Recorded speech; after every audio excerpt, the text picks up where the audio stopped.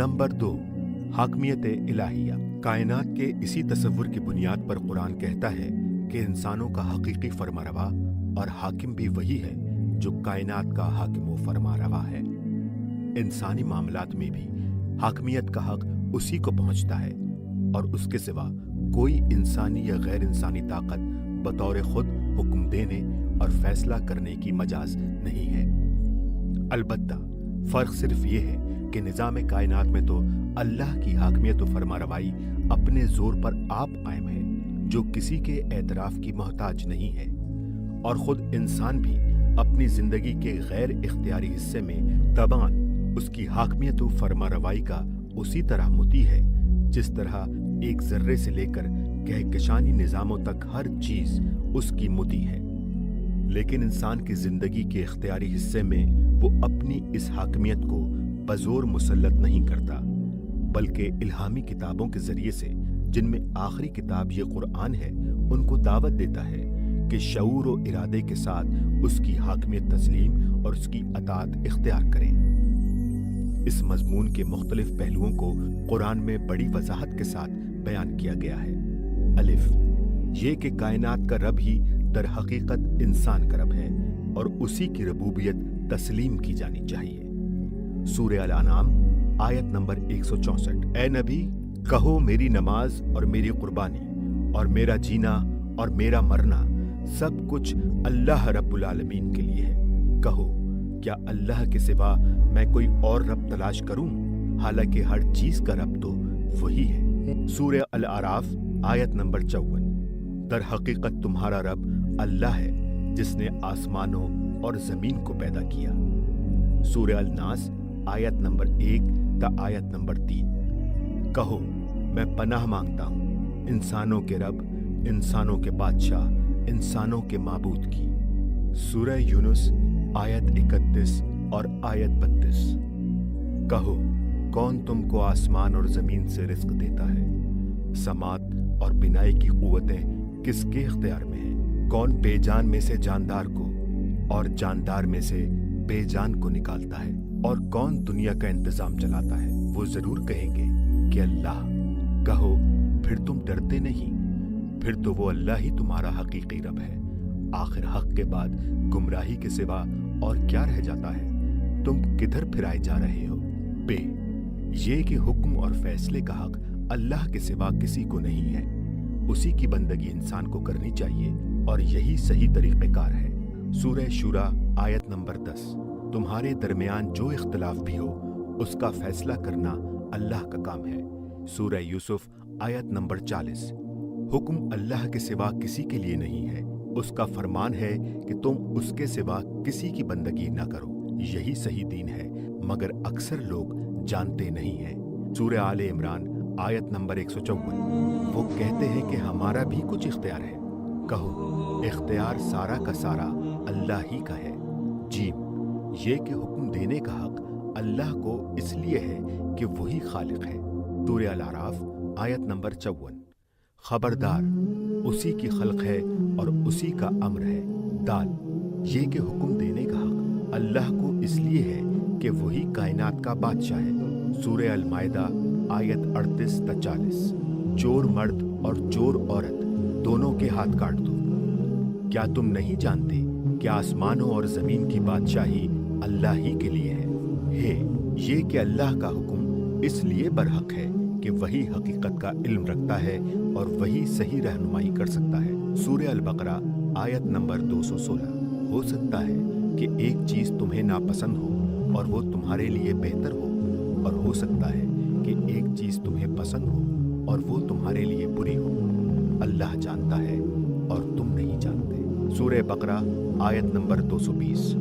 अल्लाह ही जानता है कि मुफसिद कौन है और मुस्लिह कौन। सूरह अल-बकरा आयत नंबर 255। जो कुछ उनके सामने है उसे भी वो जानता है, और जो कुछ उनसे ओझल है उससे भी वो बाखबर है, और उसके इल्म में से किसी चीज का वो अहाता नहीं कर सकते बजुज उन चीजों के जिनका वो इल्म देना चाहे। सूरह अल-बकरा आयत नंबर 232। और जब तुम औरतों को तलाक दो और वो अपनी इद्दत की मुद्दत को पहुंच जाएं, तो उन्हें अपनी पसंद के शोहरों के साथ निकाह करने से ना रोको। ये तुम्हारे लिए ज्यादा शाइस्ता और पाकीज़ा है। अल्लाह जानता है और तुम नहीं जानते। सूरह अल-निसा आयत नंबर 11। अल्लाह तुम्हारी औलाद के मामले में तुमको हिदायत देता है। तुम्हारे माँ बाप और तुम्हारी औलाद में से कौन बालिहाज़ नफ़ा तुमसे करीब तर है, उसको तुम नहीं जानते। विरासत का हिस्सा अल्लाह ने मुकर्रर कर दिया है। यकीनन अल्लाह सब कुछ जानता है और दाना है। सूरह अल-निसा आयत नंबर 176। वो तुमसे फतवा पूछते हैं, कहो अल्लाह कलाला के मामले में तुम्हें फतवा देता है। अल्लाह तुम्हारे लिए अहकाम की तौज़ीह करता है ताकि तुम भटक न जाओ, और वो हर चीज का इल्म रखता है। सूरह अल-अनफाल आयत नंबर 75। अल्लाह की किताब में रिश्तेदार दूसरों की बनिस्बत एक दूसरे के ज्यादा हकदार हैं। अल्लाह हर चीज का इल्म रखता है। सूरह तौबा आयत नंबर 60। सदक़ात तो फुकरा के लिए हैं। ये अल्लाह की तरफ से मुकर्रर किया हुआ कायदा है, और अल्लाह सब कुछ जानने वाला और दाना है। सूरह नूर आयत 58 और आयत 59। ऐ लोगो जो ईमान लाए हो, तुम्हारे गुलाम तुम्हारे पास इजाजत लेकर आए। इस तरह अल्लाह तुम्हें अहकाम खोल कर बताता है, और वो सब कुछ जानने वाला और दाना है। सूरतुल मुम्तहना आयत नंबर 10। ऐ लोगो जो ईमान लाए हो, जो मोमिन औरतें हिजरत करके तुम्हारे पास आएं, उनका इम्तहान लो। ये अल्लाह का हुक्म है। वो तुम्हारे मामलात में फैसला करता है, और अल्लाह सब कुछ जानने वाला और दाना है। नंबर 3, अल्लाह की कानूनी हाकमियत। इन वजूह से कुरान फैसला करता है कि अतात खालिसतन अल्लाह की और पैरवी उसी के कानून की होनी चाहिए। उसको छोड़कर दूसरों की या अपनी ख्वाहिशात नफ्स की पैरवी ममनू है। सूरह अज़्ज़ुमर आयत नंबर 2।